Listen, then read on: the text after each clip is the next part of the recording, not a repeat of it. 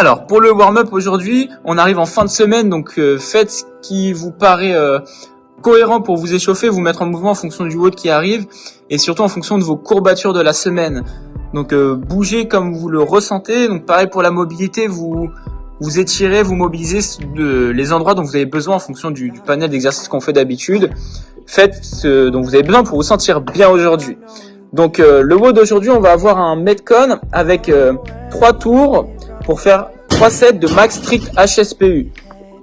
Donc les strict HSPU, donc en appui en handstand, donc 30 cm du mur environ pour les mains, les pieds serrés, les fessiers serrés. Le but c'est de descendre, toucher la tête, souffler, développer.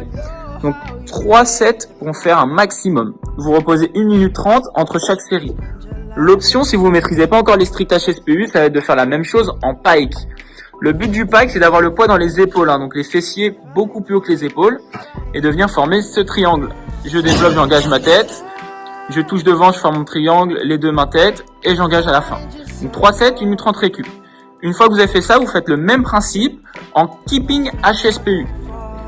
3 tours, donc vous faites une série max, une 30 de récup. Pour les keeping, ça va être pareil que pour les strict, sauf qu'on va avoir ce mouvement, on va venir fléchir, donc ramener les genoux vers la poitrine, et coordonner le kick et la poussée des mains afin de créer une propulsion et d'avoir de l'aide. Normalement, on fait des séries plus longues en keeping qu'en strict. Voilà pour la première partie.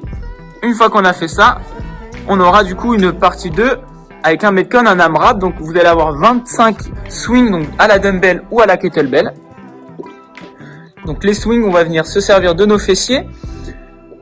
Le but étant d'emmener la dumbbell au niveau des épaules. Donc le dos plat, on sert vraiment de son extension de hanche et de ses fessiers pour monter la kettle ou la dumbbell. Donc on en a 25 à réaliser. Une fois qu'on a fait ça, 25 sit-up.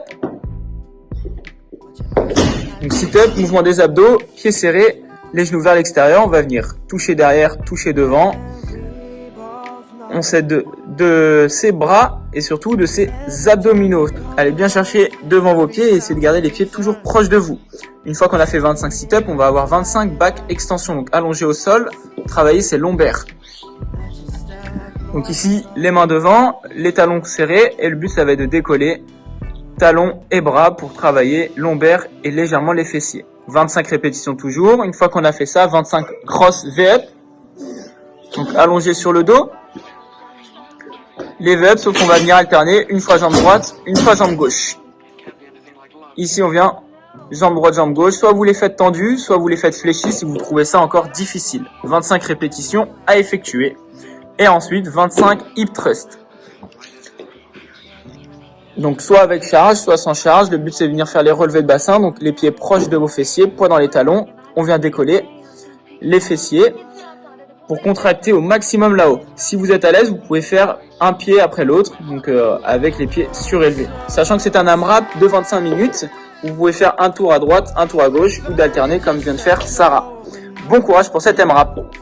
J'espère que le haut vous aura plu, n'hésitez pas à nous taguer sur les réseaux et à bientôt.